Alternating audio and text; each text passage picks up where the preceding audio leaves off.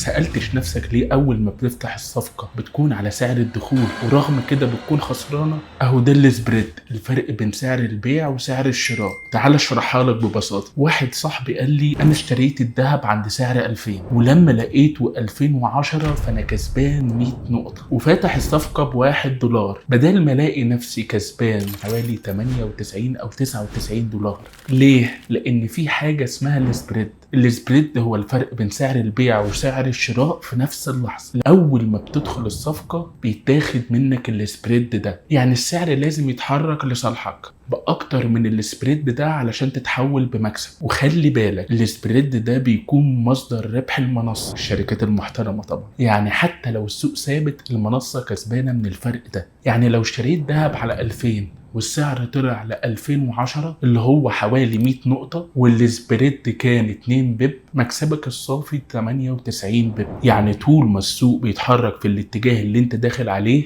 بتكسب. ولو حسيت ان في جزء معين عايزني اشرحه اكتب لي في التعليقات.